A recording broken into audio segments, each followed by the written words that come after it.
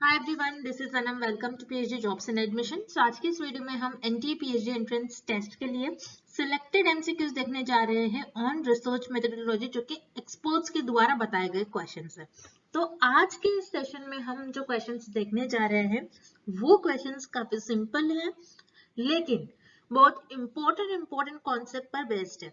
तो ये जो क्वेश्चंस मैंने आज के सेशन में आपके साथ डिस्कस करा है, ये सारे क्वेश्चंस एक्सपर्ट्स के द्वारा, जो टीचर्स जो आपके एनटीए के पीएचडी एंट्रेंस टेस्ट आपके कंडक्ट करवाते हैं, जिनको एक्सपीरियंस है, जो क्वेश्चंस पेपर को क्वेश्चंस क्रिएट करने में हेल्प करते हैं, तो इन सारे ऐसे उनके एक्सपीरियंस के द्वारा ये क्वेश्चंस लिए गए हैं।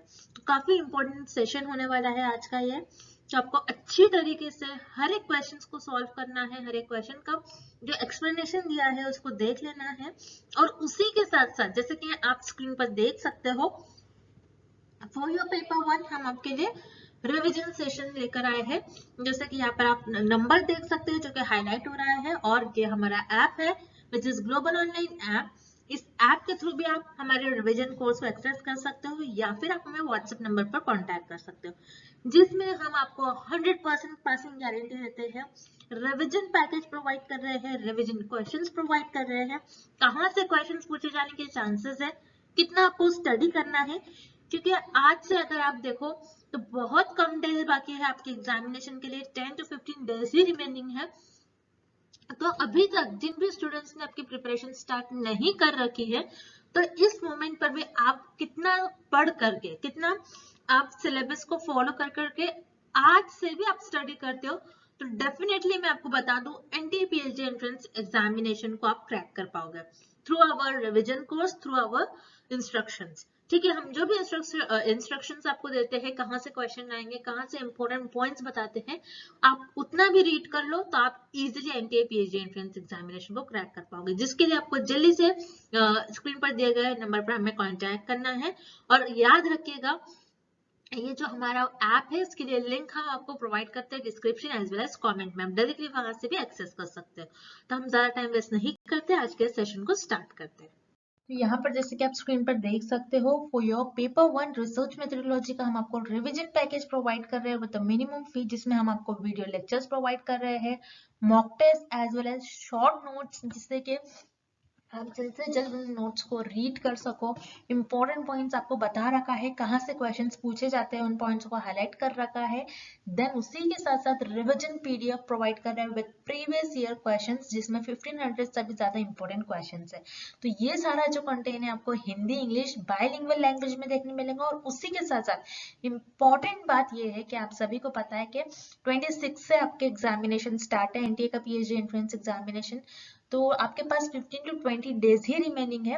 तो इन डेज में आपको किस तरीके से प्रिपरेशंस करना है, किस तरीके से आपके टाइम को मैनेज करना है, किस तरीके से आपको हमारे कोर्स के थ्रू स्टडी करना है, ये सारी चीजें हमारे कोर्स में बताते हैं हम विद 100% पासिंग गारंटी।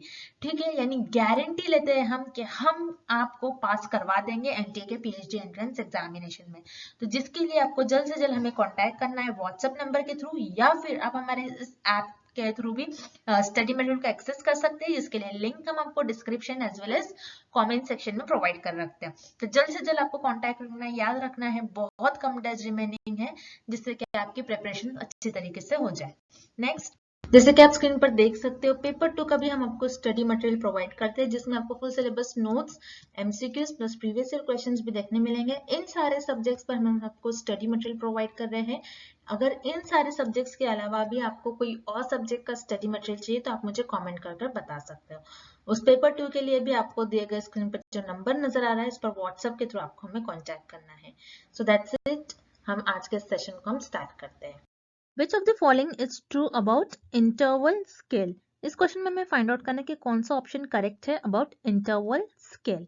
सो यहाँ पर आपको ऑप्शन ए गिवन है, the difference between values on an interval scale is always evenly distributed. So यहाँ पर आपको ऑप्शन ए करेक्ट हो जाएगा, बिकॉज इंटरवल स्केल में हमारी जो भी वैल्यूज होती है हम उसको इवनली डिस्ट्रीब्यूट करते हैं। जैसे फॉर एग्जांपल कैलेंडर में आपकी फर्स्ट डेट आती है, then second, third, fourth, fifth, six, seventh and so on.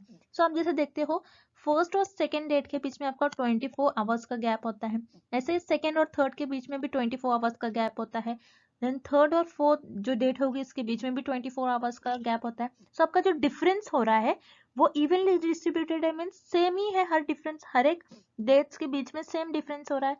तो यहाँ पर आपका ऑप्शन है करेक्ट हो जाएगा। इंटरवल स्केल्स में हमारी जो भी वैल्यूज होती है उनके बीच का डिफरेंस जो होता है वो इवनली डिस्ट्रीब्यूटेड होता है। देन ऑप्शन बी आपको गिवन है interval data sets have no true zero. So यहाँ पर आपका ऑप्शन बी भी करेक्ट हो जाएगा। तो इंटरवल स्केल्स में आपके जीरो वैल्यू का कोई मीनिंग नहीं होता है। Okay, then option C using interval data you can calculate mean, median and mode. So यहाँ पर आपका ऑप्शन सी भी करेक्ट हो जाएगा, बिकॉज क्वांटिटेटिव डेटा में हम इंटरवल स्केल ऑफ मेजरमेंट्स का यूज करते हैं। सो इस इंटरवल स्केल मेजरमेंट में हम स्टैटिस्टिकल टूल्स के यूज से भी डेटा को मेजर कर सकते हैं, जैसे स्टैटिस्टिकल टूल है आपके पास मीन, मीडियन, मोड। सो ये कैलकुलेट करने के लिए हम इंटरवल स्केल ऑफ मेजरमेंट का भी यूज कर सकते हैं। सो यहाँ पर आपका ऑप्शन सी भी करेक्ट हो जाएगा। So here correct option is option D, because यहाँ पर आपका ऑप्शन ए, बी, सी तीनों भी करेक्ट हो जाएगा about interval scale. That's why correct option is option D, all the above. So students, I hope the concept of scales of measurements is clear to everyone. And first question, what are the conditions in which type 1 error occurs? इस question में हमें find out करना है कि type 1 error कब होता है। अब जब भी रिसर्च परफॉर्म करते हैं तो फर्स्ट स्टेप में अपनी प्रॉब्लम को डिफाइन करते हैं, देन उस प्रॉब्लम पर बेस्ड रिसर्चर हाइपोथेसिस डेवलप करते हैं। अब हाइपोथेसिस होता क्या है? हाइपोथेसिस एक टेंटेटिव स्टेटमेंट होता है जो कि रिसर्चर के अजम्पशंस और गेसेस पर बेस होता है, और उसी अजम्पशन और उसी स्टेटमेंट को रिसर्चर अपने रिसर्च में टेस्ट करते हैं देखने के लिए वेदर इट इज ट्रू और फॉल्स। अब समटाइम क्या होता है, रिसर्चर से कुछ हाइपोथेसिस को टेस्ट करने में मिस्टेक हो जाती है, और उसी मिस्टेक्स को हम कहते हैं एरर्स। अब रिसर्च में दो टाइप्स के एरर होते हैं, एक होता है आपका type 1 error and second is type 2 error. अब इस क्वेश्चन में हमें फाइंड आउट करना है कि टाइप 1 एरर होता कब है। सो इस टेबल से हम देखेंगे, this is very important table. So type 1 error होता कब है? जब नल हाइपोथेसिस ट्रू होती है। जब हमारी नल हाइपोथेसिस ट्रू होती है और हम उसको रिजेक्ट कर लेंगे, तब हमारी फर्स्ट टाइप 1 एरर होगी। Okay, so this is very important. और टाइप 2 एरर कब होता है? जब नल हाइपोथेसिस फॉल्स होती है और रिसर्चर फिर भी उसको एक्सेप्ट कर ले रहे हैं, तो वो हो जाएगा आपका टाइप 2 एरर। और इस क्वेश्चन में हमें फाइंड आउट करना है कि टाइप 1 एरर कब होता है। सो टाइप 1 एरर जब हमारी नल हाइपोथेसिस ट्रू होती है और रिसर्चर फिर भी उसको रिजेक्ट कर लेते, तब होती है आपकी टाइप 1 एरर। सो इस क्वेश्चन का करेक्ट ऑप्शन हो जाएगा option B, the null hypothesis get rejected even if it is true. So here option B is the right answer. Next question. Source of data collected and compiled by others is called. इस question में हमें find out करना है ऐसा कौन सा data collection source होता है जिसमें हम किसी और रिसर्चर, किसी और ऑथर का इंफॉर्मेशन और you can say content use करते हैं अपनी रिसर्च में। सो रिमेंबर, डेटा कलेक्शन के भी दो टाइप होते हैं, एक होता है आपका प्राइमरी डेटा और सेकेंड होता है आपका सेकेंडरी डेटा। प्राइमरी डेटा में रिसर्चर खुद अपने डिफरेंट मेथड्स यूज करके खुद इंफॉर्मेशन डेवलप करते हैं बाय इंटरव्यूज के थ्रू, सर्वेस के थ्रू, क्वेश्चनर्स के थ्रू रिसर्चर खुद इंफॉर्मेशन को कलेक्ट करते हैं, उसे हम कहते हैं प्राइमरी डेटा। अब सेकेंडरी डेटा क्या होता है? सेकेंडरी डेटा में रिसर्चर किसी और ऑथर्स का या फिर किसी और रिसर्चर की इंफॉर्मेशन अपने रिसर्च में यूज करते हैं। तो सेकेंडरी डेटा में रिसर्चर खुद इंफॉर्मेशन को फाइंड आउट नहीं करते, रिसर्चर यहाँ पर सेकेंडरी डेटा में किसी और लोगों का, किसी और ऑथर का, किसी और रिसर्चर की इंफॉर्मेशन कंटेंट अपने रिसर्च में यूज करते हैं, सो उसे हम कहते हैं सेकेंडरी डेटा। दैट्स व्हाई यहाँ पर आपका करेक्ट ऑप्शन हो जाएगा option B, secondary data. Next question, complete list of all sampling units is called. इस क्वेश्चन में हमें फाइंड आउट करना है कि सैम्पलिंग की जो लिस्ट होती है उसे हम क्या कहते हैं। सो रिमेंबर, जब भी रिसर्च परफॉर्म करते हैं, सो रिसर्चर एक पॉपुलेशन लेते हैं और उस पॉपुलेशन के सब पार्ट पर रिसर्च परफॉर्म करते हैं और जिसे हम कहते हैं सैंपल। ओके, सो सैंपल को सेलेक्ट करने के बाद सैम्पलिंग के भी कुछ स्टेप्स होते हैं। सो फर्स्ट स्टेप में आप ये डिसाइड कर लेते हो कि आपकी टारगेट पॉपुलेशन क्या होगी। अब टारगेट पॉपुलेशन होता क्या है कि आप जिन पॉपुलेशन पर रिसर्च परफॉर्म करोगे वो आपकी टारगेट पॉपुलेशन होगी।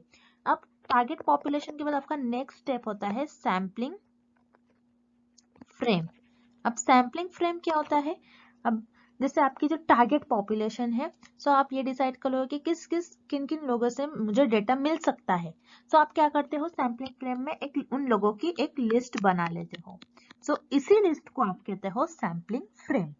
अब सैम्पलिंग फ्रेम के बाद आप टेक्निक्स यूज करते हो कि किस टेक्निक से आप और किस मेथड से आप सैंपल को सिलेक्ट करोगे, प्रोबेबिलिटी सैम्पलिंग या फिर नॉन प्रोबेबिलिटी सैम्पलिंग। आप सैंपल्स को रैंडमली सिलेक्ट करोगे या फिर अपने कन्वीनियंस और जजमेंट के हिसाब से सिलेक्ट करोगे, आप ये चूज करते हो।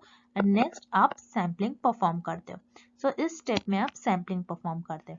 So list of population, list of target population, आप टारगेट पॉपुलेशन में से उन लोगों के लिस्ट बनाते हो कि जिससे मुझे ऐसा लगता है मुझे इन लोगों से डेटा मिल सकता है। सो उसे हम कहते हैं सैम्पलिंग फ्रेम। दैट्स व्हाई यहाँ पर आपका करेक्ट ऑप्शन हो जाएगा option B, sampling frame. Then यहाँ पर आपको ऑप्शन सी गिवन है पॉपुलेशन फ्रेम। पॉपुलेशन फ्रेम ऐसा कोई टर्म नहीं होता है रिसर्च में, दैट्स व्हाई यहाँ पर आपका ऑप्शन सी इनकरेक्ट हो जाएगा। देन ऑप्शन है simple random sampling. Simple random sampling ये आपकी प्रोबेबिलिटी सैम्पलिंग मेथड का टाइप होती है। तो यहाँ पर आप क्या करते हो, रैंडमली पॉपुलेशन में से सैंपल्स को सेलेक्ट करते हो। तो ये आपका एक लिस्ट नहीं होता है, बल्कि ये आपकी एक मेथड होता है जिससे आप सैंपल्स को पॉपुलेशन में से सैंपल्स को सेलेक्ट करते हो। दैट्स व्हाई यहाँ पर आपका ऑप्शन ए इनकरेक्ट हो जाएगा। So here correct option is option B, sampling frame. Next, the first page of the research report is. इस क्वेश्चन में हमें फाइंड आउट करना है कि रिसर्च रिपोर्ट का फर्स्ट पेज क्या होता है। तो रिसर्च रिपोर्ट जिसे हम थीसिस भी बोलते हैं, सो थीसिस का फर्स्ट पेज होता है टाइटल पेज। दैट्स व्हाई यहाँ पर आपका ऑप्शन डी करेक्ट हो जाएगा। देन टाइटल पेज के बाद आता है आपका इंडेक्स। इंडेक्स जैसे आपने आपकी बुक्स में देखा होगा कि कंटेंट लिखा होता है और कौन सा कंटेंट और कौन सा चैप्टर कौन से पेज पर है, आपको ये प्रॉपर मेंशन होता है। ऐसे ही थीसिस में और रिसर्च रिपोर्ट में रिसर्चर इंडेक्स लिखते हैं। सो इंडेक्स आपके टाइटल पेज के बाद आता है। दैट्स व्हाई यहाँ पर आपका ऑप्शन सी इनकरेक्ट हो जाएगा। देन यहाँ पर आपका ऑप्शन ए और बी गिवन है अपेंडिक्स एंड बिब्लियोग्राफी। तो ये आपके रिसर्च रिपोर्ट के और थीसिस के ये एक्स्ट्रा चैप्टर्स में आते हैं। अपेंडिक्स में रिसर्चर क्या करते हैं, उनका जो प्रॉपर टॉपिक होता है उस टॉपिक के बारे में कुछ एक्स्ट्रा इंफॉर्मेशन देते हैं ताकि दूसरे रिसर्चर उस इंफॉर्मेशन का यूज करके आगे रिसर्च परफॉर्म करे। दैट्स व्हाई यहाँ पर आपका ऑप्शन ए इनकरेक्ट हो जाएगा। अपेंडिक्स आपके रिसर्च रिपोर्ट का फर्स्ट पेज नहीं होता है। Then bibliography. बिब्लियोग्राफी क्या होता है, जिसे हम कहते हैं एक सेट ऑफ, और यू कैन से बिब्लियोग्राफी एक रेफरेंस होता है, list of reference. So reference क्या होता है, जिसमें रिसर्चर कोई और रिसर्चर का इंफॉर्मेशन और कंटेंट अपने रिसर्च में यूज करता है। सो रिसर्चर उनका प्रॉपर नेम मेंशन करता है। सो उसे हम कहते हैं रेफरेंस, और एक लिस्ट ऑफ रेफरेंस और सेट ऑफ रेफरेंस को हम कहते हैं बिब्लियोग्राफी। दैट्स व्हाई यहाँ पर बिब्लियोग्राफी भी आपका करेक्ट ऑप्शन नहीं होगा, बिकॉज बिब्लियोग्राफी भी आपके रिसर्च रिपोर्ट और थीसिस का फर्स्ट पेज नहीं होता है। सो यहाँ पर आपका ऑप्शन बी भी इनकरेक्ट हो जाएगा। So here correct option is option D, title page. Title page आपके रिसर्च रिपोर्ट का थीसिस का फर्स्ट पेज होता है। Next question, information is. इस क्वेश्चन में हमें फाइंड आउट करना है कि इंफॉर्मेशन होती क्या है। अब रिसर्चर अपने रिसर्च में डेटा को कलेक्ट करते हैं। तो रिसर्चर जब डेटा को कलेक्ट करते हैं, सो रिसर्चर रिस्पोंडेंट्स के थ्रू डेटा को कलेक्ट करते हैं। अब रिस्पोंडेंट्स होते क्या है, तो रिस्पोंडेंट वो होते हैं जिनके थ्रू रिसर्चर क्वेश्चन सर्विस को फिल कराते हैं और उनके थ्रू डेटा को कलेक्ट करते हैं। रिस्पोंडेंट रिस्पॉन्ड करते हैं। ओके, सो रिस्पोंडेंट्स के थ्रू रिसर्चर को डेटा मिलता है। सो वो डेटा जो डायरेक्टली रिस्पोंडेंट के थ्रू मिलता है उसे हम कहते हैं रॉ डेटा। अब कभी कभार रिस्पोंडेंट से भी कुछ मिस्टेक हो जाती है, वो कुछ और इंफॉर्मेशन भर देते हैं, कुछ रॉन्ग इंफॉर्मेशन भर देते हैं। सो वो जो रॉन्ग इंफॉर्मेशन होती है, सो उस रॉन्ग इंफॉर्मेशन को रिसर्चर करेक्ट करते हैं, या फिर वो जो रॉन्ग इंफॉर्मेशन होती है उसको क्लीन करते हैं, और वो आपका जो डेटा मिलता है उससे करेक्ट करने के बाद रिसर्चर को जो डेटा मिलेगा ये हो जाएगा रिसर्चर का प्रोसेस डेटा, और इसी प्रोसेस डेटा को हम कहते हैं इंफॉर्मेशन। दैट्स व्हाई यहाँ पर आपका करेक्ट ऑप्शन हो जाएगा option B, process data. Next question, dash prevent a researcher from blind search and intellectual wandering. तो इस क्वेश्चन में हमें फाइंड आउट करना है कि ऐसा कौन सा टूल है जो रिसर्चर को प्रिवेंट करता है। ब्लाइंड रिसर्च मीन्स कहीं से भी अपने रिसर्च में डेटा को कलेक्ट कर रहे बिना सोचे समझे, इंटेलेक्चुअल वंडरिंग बिना सोचे समझे कहीं से भी अपने रिसर्च में डेटा को कलेक्ट कर रहे। सो ये इस चीज से बचने के लिए रिसर्चर के लिए कौन सा एक ऐसा टूल है जो रिसर्चर को इस चीज से प्रिवेंट करता है। सो वो टूल होता है आपका रिसर्च डिजाइन। रिसर्च डिजाइन जिसे हम ब्लूप्रिंट भी कहते हैं।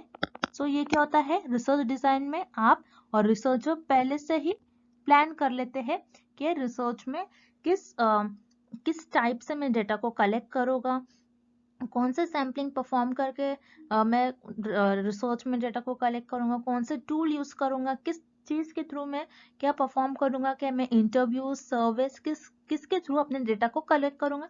ये सारी प्लानिंग रिसर्चर रिसर्च डिजाइन इस स्टेप में कर लेते हैं। सो रिसर्चर जब प्लान कर लेते हैं, जब कोई भी चीज प्लान होती है तो आप उस प्लानिंग के अकॉर्डिंग चलते हो, आप कहीं और जिगजैग मैनर में नहीं चलते हो। सो रिमेम्बर, रिसर्च डिजाइन एक ऐसा टूल होता है जो रिसर्चर को प्रिवेंट करता है कई और जगह से रिसर्च में डेटा को कलेक्ट करने का या फिर किसी भी कई सुनी बातों से रिसर्च करने से। ओके, सो यहाँ पर आपका करेक्ट ऑप्शन हो जाएगा option D, research design. Moving on to the next question, which of the following is true about H index. इस क्वेश्चन में हमें फाइंड आउट करना है कि कौन सा ऑप्शन करेक्ट है अबाउट एच इंडेक्स। तो what is H index, H index होता क्या है। तो एच इंडेक्स किसी भी रिसर्चर या फिर किसी भी ऑथर के परफॉर्मेंस को मेजर करता है। जैसे फॉर एग्जांपल किसी भी रिसर्चर का एच इंडेक्स अगर ज्यादा है, मतलब उस रिसर्चर का वर्क बहुत ज्यादा इम्पैक्टफुल होगा। ओके, मीन्स उस रिसर्चर का वर्क बहुत ज्यादा अच्छा होगा। So let's look at option A, author level metric. So यहाँ पर आपका ऑप्शन ए करेक्ट हो जाएगा बिकॉज ऑप्शन ए यही बता रहा है कि एच इंडेक्स किसी भी रिसर्चर के परफॉर्मेंस को मेजर करता है। दैट्स वाई यहाँ पर आपका ऑप्शन ए करेक्ट हो जाएगा। Then option B, measures impact of scholars output. Again यहाँ पर आपका ऑप्शन बी भी करेक्ट हो जाएगा बिकॉज एच इंडेक्स यही बताता है कि अगर किसी रिसर्चर का एच इंडेक्स बहुत ज्यादा है, दैट मीन्स उस रिसर्चर का वर्क भी बहुत ज्यादा इम्पैक्टफुल होगा। Okay, then option C, measures quantity with quality of the publication of authors. तो यहाँ पर आपका ऑप्शन सी भी करेक्ट हो जाएगा बिकॉज एच इंडेक्स ये भी मेजर करता है कि किसी भी रिसर्चर के पब्लिकेशन की क्वांटिटी और क्वालिटी, क्वांटिटी के साथ साथ क्वालिटी भी एच इंडेक्स मेजर करता है। दैट्स वाई आपका यहाँ पर ऑप्शन सी भी करेक्ट हो जाएगा। Then here correct option is option D, all the above. Moving on to the next question, convenience sampling is. इस क्वेश्चन में हमें कन्वीनियंस सैम्पलिंग क्या होता है ये फाइंड आउट करना है। सो कन्वीनियंस सैम्पलिंग ये एक टाइप का नॉन प्रोबेबिलिटी सैम्पलिंग होता है। ओके, तो इस क्वेश्चन में हमें कन्वीनियंस सैम्पलिंग क्या होता है ये फाइंड आउट करना है, इसलिए हम इस डायग्राम के थ्रू हम समझेंगे कि कन्वीनियंस सैम्पलिंग मेथड क्या होता है। ओके, सो कन्वीनियंस सैम्पलिंग मेथड में रिसर्चर अपने कन्वीनियंस के बेसिस पर सैंपल्स को सेलेक्ट करते हैं।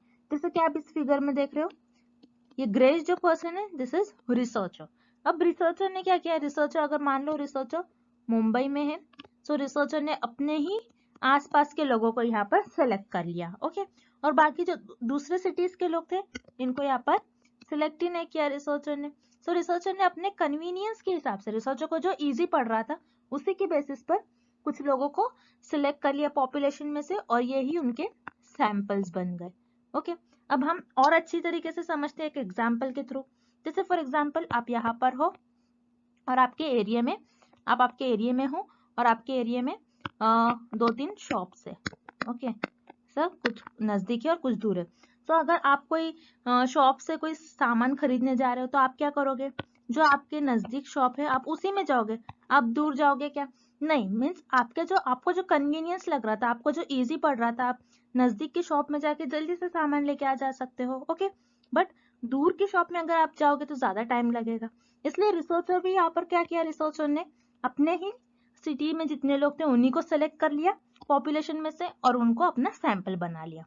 सो यस, कन्वीनियंस सैम्पलिंग मेथड क्या होता है, जहां पर रिसर्चर सैंपल्स को अपने कन्वीनियंस के बेसिस पर सेलेक्ट करते हैं। सो यहाँ पर आपका ऑप्शन ए करेक्ट हो जाएगा।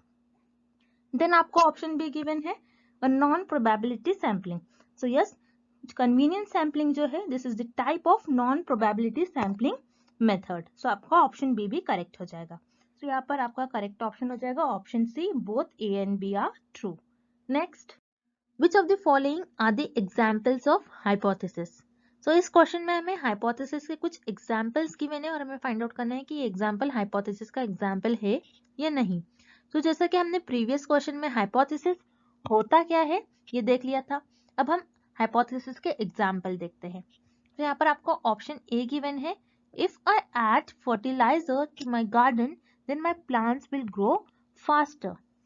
सो यहाँ पे रिमेंबर स्टूडेंट्स, जब भी आप देखते हो कि कोई सेंटेंस और कोई स्टेटमेंट इफ से स्टार्ट हो रहा है, इफ मीन्स अगर मैं अपने गार्डन में फर्टिलाइजर ऐड करूंगी हो सकता है कि मेरे जो प्लांट्स है प्लांट्स फास्ट ग्रो करे. ओके, सो ये एक हाइपोथेसिस हो गया है, अगर मैं ऐसा करूं तो ऐसा हो सकता है. तो ये एक हाइपोथेसिस हो गई, ये रिसर्चर की एक अजम्पशन है और ये रिसर्चर का कुछ गेसेस है. तो यहाँ पर आपका ऑप्शन ए करेक्ट हो जाएगा, this is the example of hypothesis.